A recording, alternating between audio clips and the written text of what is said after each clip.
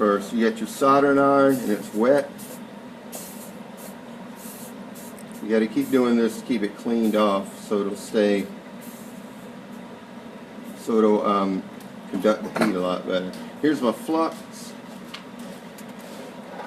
I'm going to finish up taping it first. Here's the solder.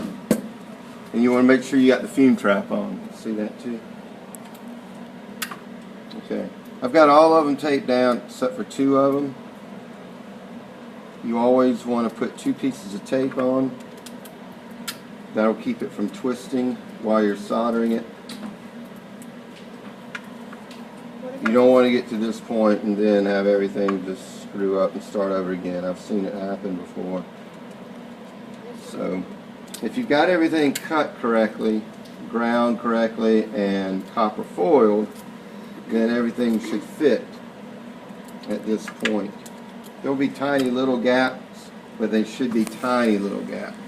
There shouldn't be anything big. If you got really big gaps, then you did something wrong previously and you're going to have to go back and fix it before you try to solder it.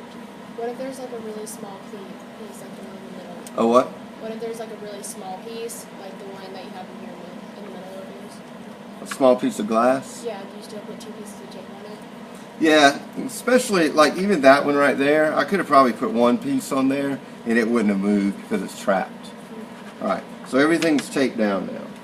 Next step is to do the flux. And I'm just going to paint it over all of the copper foil.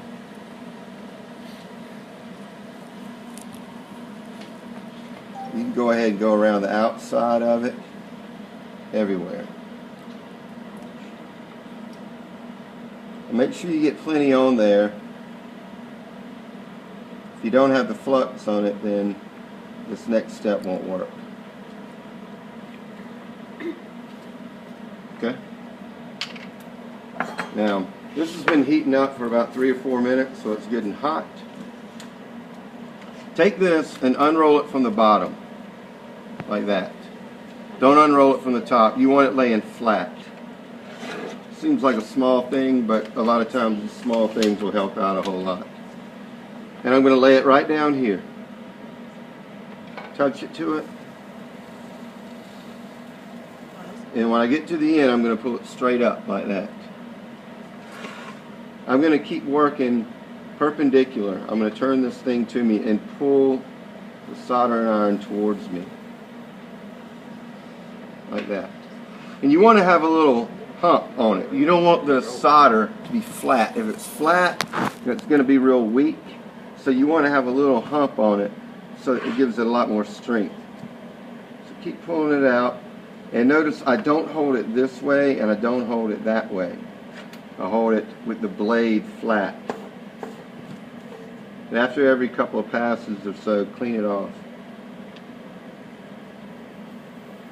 How do you get it to have that hump? Or does it naturally do that? Okay, that's a good question.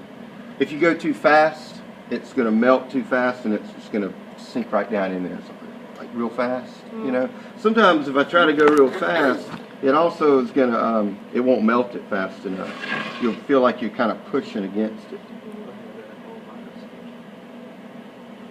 And so like going at a steady pace will have it... You want to go kind of slow and steady. Yeah. That's right. Slow and steady with it.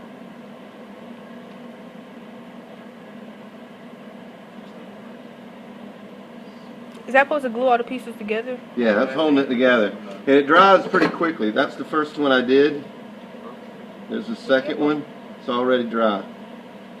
So Okay? And it's cool to the touch. So you're not like really touching it? I just did that one. That one's okay too. What now? What was the question? So like you're not really like putting the iron or the We're not doing the solder edges? on it. Not yet. I'll do that last. I'm not putting it's the solder. Is that what you're talking about? Yes. Yeah. What about it now? Like you're not really like putting it on the piece, you're just like melting it over it, right? Yeah, it covers the copper foil. Okay. Only the copper foil. In fact, here, I'm going to show you a good example of that. Now you can touch it.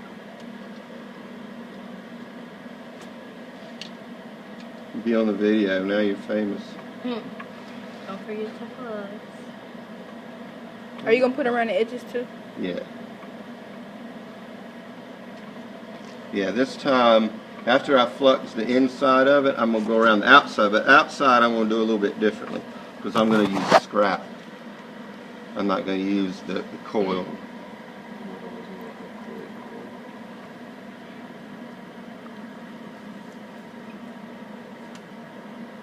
Okay, so all the way around it.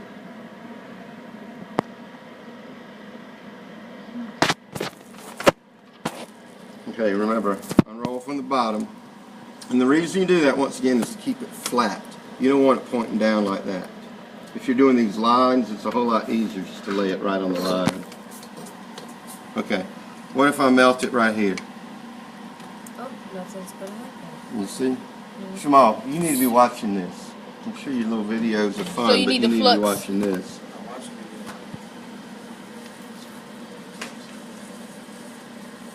So the flux keeps it. Oh. It won't stick to the glass. I'm going to let that dry a little bit, then I'm going to flick it off. So if you do get some in the glass, don't worry about it. Yeah, don't worry about it. It'll happen. I mean, you can worry about it. That's like mercury. So could you like do this like with a lighter just to push? No, it's got to be hotter than that. How hot do those things get? I don't know. You want to see? No. Okay, so I've got all that done. Here's my scrap solder right here. And I'm going to pull out some of this. And this you do fairly quickly too. Oh yeah, here we go. That one's dried up on there. And it's now scrap. So I'll just melt it with this. Oh. And I just pull it around the side. You don't need a whole lot of it.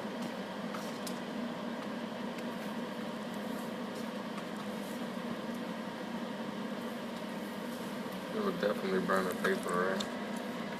Yeah.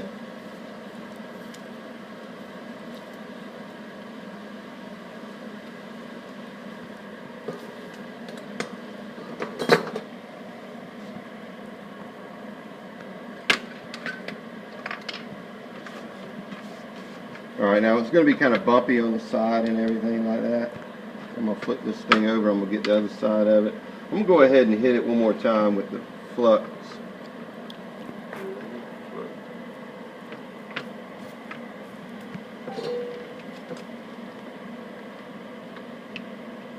And there might already be enough scrap kind of hanging on to it where you don't have to even add much to it.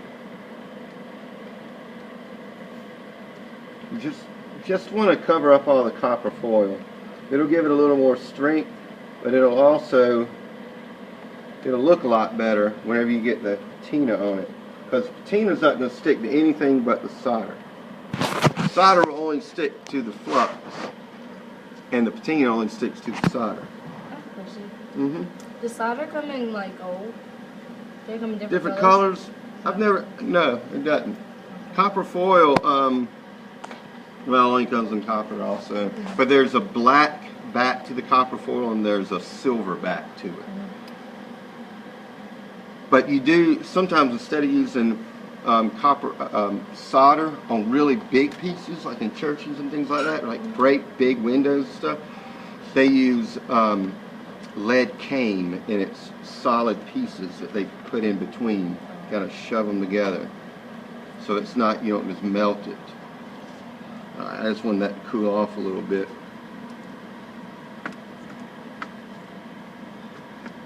Let's see, I'm going to turn it so you can see.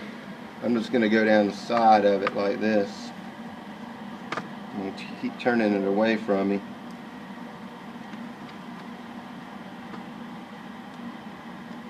And I'm just going to smooth it off.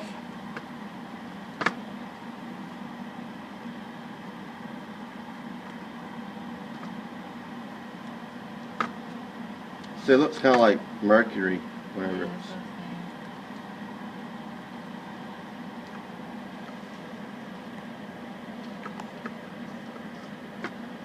But when it looks like that, instead of poisoning you, it'll burn you.